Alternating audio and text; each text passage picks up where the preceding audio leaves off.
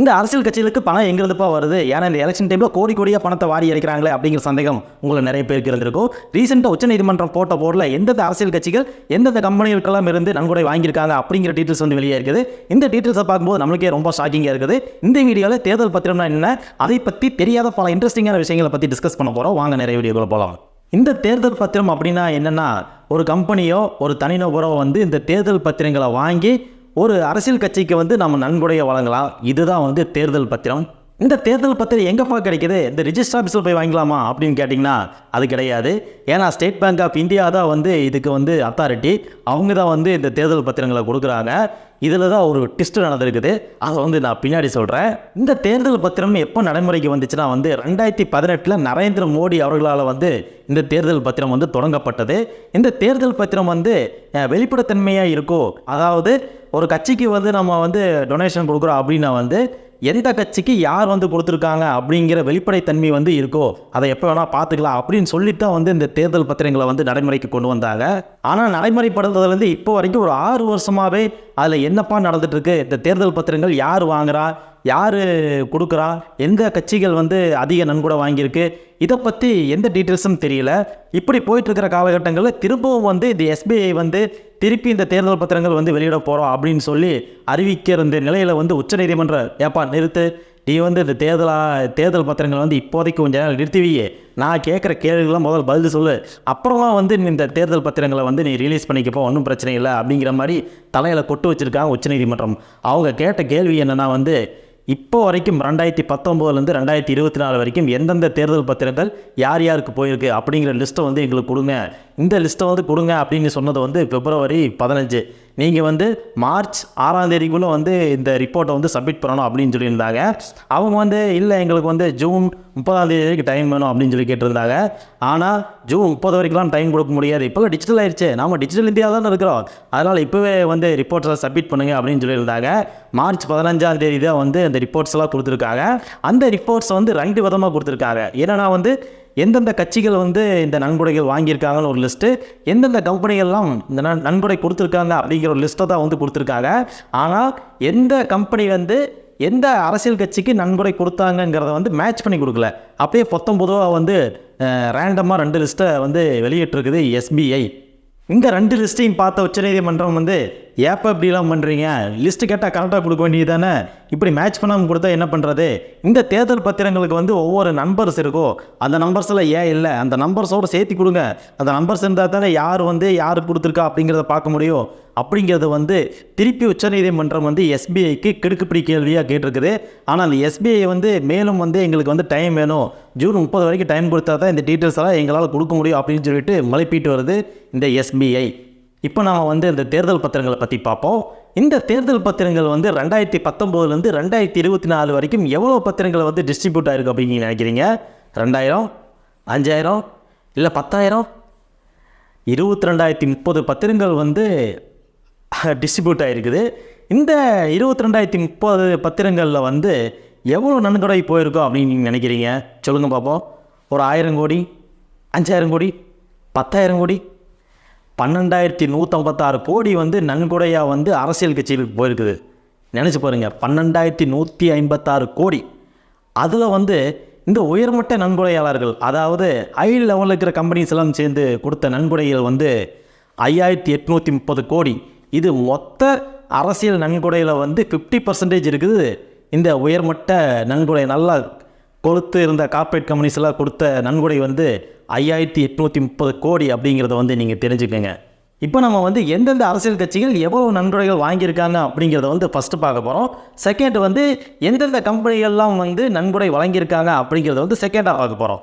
இப்போ நான் வந்து இந்த வீடியோ ஸ்டார்டிங்கில் வந்து இந்த தேர்தல் பத்திரத்தில் ஒரு டெஸ்ட் நடந்திருக்கு அப்படின்னு சொன்னோம் பார்த்தீங்களா? அது என்னென்னா, இந்த தேர்தல் பத்திரங்கள் மூலமாக கலெக்டான அமௌண்ட்டு வந்து 12,156 கோடி. இந்த 12,156 கோடியில் 50% வந்து ஒரு அரசியல் கட்சி வாங்கியிருக்குது. அது யாரும் இல்லைங்க, நம்ம ஆளுங்கட்சி பிஜேபி தான். அவங்க எவ்வளோ வந்து இந்த தேர்தல் பத்திரங்கள் மூலமாக நன்கொடையை வாங்கியிருக்காங்கன்னா 6,986.5 கோடி வந்து வாங்கியிருக்காங்க. இது வந்து மொத்த நன்கொடையில் 50% அப்படிங்கிறத வந்து நீங்கள் தெரிஞ்சுக்குங்க. செகண்டாக வந்து பார்த்தீங்கன்னா காங்கிரஸ், இவங்க வந்து 1,334.35 கோடி வந்து வாங்கியிருக்குது. நவீன் பட்நாயக்கின் பிஜி ஜனதா தளம் அவங்க வந்து 944.5 கோடி வந்து வாங்கியிருக்காங்க. ஜெகன்மோகன் ரெட்டி வந்து ஒய்எஸ்ஆர் காங்கிரஸ் கட்சி அவங்க வந்து 442.8 கோடி வந்து வாங்கியிருக்கிறாங்க. அடுத்தது பார்த்தீங்கன்னா சந்திரபாபு நாயுடுவோட தெலுங்கு தேசம் கட்சி வந்து 181.35 கோடி வந்து வாங்கியிருக்கிறாங்க. மம்தா பானர்ஜி வந்து திரிணாமுல் காங்கிரஸ் அவங்க வந்து 1397 கோடி வந்து வாங்கியிருக்காங்க. கே சந்திரசேகர் ராவோட பிஆர்எஸ் கட்சி வந்து 1322 கோடி வந்து வாங்கியிருக்காங்க. சமாஜ்வாடி கட்சி வந்து 14.5 கோடி வந்து வாங்கியிருக்குது. அகாலிதளம் அவங்க வந்து 7.26 கோடி வாங்கியிருக்குது. கடைசியாக நம்ம அதிமுக வாங்கியிருக்குதுங்க 6.5 கோடி. அது மட்டும் இல்லாமல் தேசிய மாநாட்டு கட்சி வந்து 50 லட்சம் தான் வாங்கியிருக்கிறாங்க. நாம் தமிழர் கட்சியெல்லாம் லிஸ்ட்லேயே வரலையே, என்னப்பா நீங்கள் எதுவும் வாங்கலையா? சரி, ஓகே. இப்படி தான் வந்து பல்வேறு அரசியல் கட்சிகள் வந்து தங்களோட நன்கொடைகளை வந்து இந்த கம்பெனியை சுற்று இருந்தெல்லாம் வாங்கியிருக்கிறாங்க.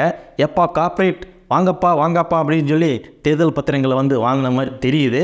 இது வந்து தேர்தல் பத்திரங்கள் அவங்களா விருப்பப்பட்டு கொடுத்தாங்களா, இவங்களா வம்படியாக வாங்கினாங்களா அப்படிங்கிறது தான் இங்கே ட்விஸ்ட்டு.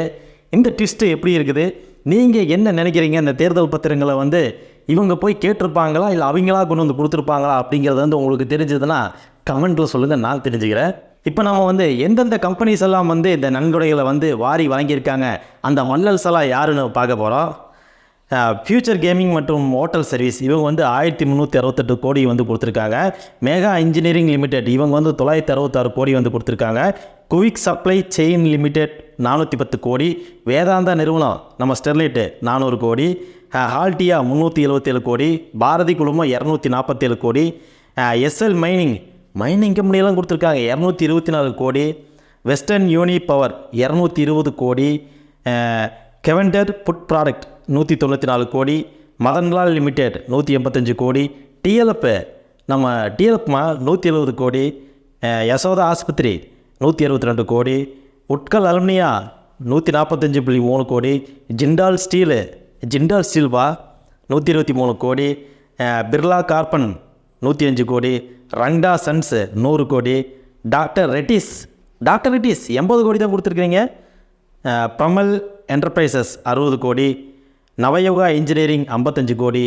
ஸ்ரீரெடி சாய் எலக்ட்ரிக்கல்ஸ் 40 கோடி. 40 கோடியா? சரி. ஈடில் வைஸ் குழுமம் வந்து 40 கோடி.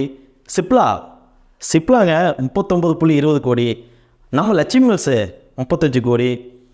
அப்புறம் வந்து ஜிண்டால் ஸ்டெயின்லெஸ் 30 கோடி. பஜாஜ் ஆட்டோ 25 கோடி. சன் பார்மா 25 கோடி. பஜாஜ் ஃபைனான்ஸு 20 கோடி. மாருதி சுசுகி இந்தியா நீங்களுமா 20 கோடி. அல்ட்ராடெக்கு 15 கோடி. டிவிஎஸ் மோட்டார்ஸ் 10 கோடி. இந்த மாதிரி நிறைய கம்பெனிகள் வந்து நமக்கு தெரிஞ்ச கம்பெனிகளாக தான் இருக்குது. இவங்கெல்லாம் வந்து இவ்வளோ ஃபண்டை இவ்வளோ நன்கொடைகளை வந்து வாரி வழங்கியிருக்கிறாங்க. இந்த வாரி வழங்கினால இவங்கெல்லாம் ஒரு வள்ளல் அப்படின்னே நம்ம சொல்லலாம். இப்படி தான் வந்து இந்த தேர்தல் பத்திரங்கள் மூலமாக வந்து இந்த பணமெல்லாம் இப்படி இந்த கட்சிகளுக்கு போயிருக்குது. இதுதான் வந்து இன்றைக்கி ஹாட் டாப்பிக்காக வந்து சோஷியல் மீடியாவில் பேசிகிட்டு இருக்காங்க. இந்த தேர்தல் பத்திரங்களை பற்றி சர்ச்சைக்குரிய விஷயங்களை வந்து சோஷியல் மீடியாவில் பேசிகிட்டு இருக்காங்க. அது என்னென்னா வந்து இந்த கார்ப்பரேட் கம்பெனிகள்லாம் சேர்ந்து மிகப்பெரிய தொகை கொடுத்து இந்த தேர்தல் பத்திரங்களை வாங்கி அதை வந்து அரசியல் கட்சிகளுக்கு வந்து கொடுக்குறாங்க. ஆளுங்கட்சிகளுக்கும் கொடுக்குறாங்க, எதிர்கட்சிகளுக்கும் கொடுக்குறாங்க. அப்படி கொடுக்கும்போது ஒரு ஆதாயம் இல்லாமல் ஒரு உள்நோக்கம் இல்லாமல் இவ்வளோ பெரிய ஃபண்டு வந்து அங்கே ட்ரான்ஸ்ஃபர் ஆகுதா அப்படிங்கிற ஒரு கேள்வியை வந்து சோஷியல் மீடியாவில் பேசிகிட்டு இருக்காங்க.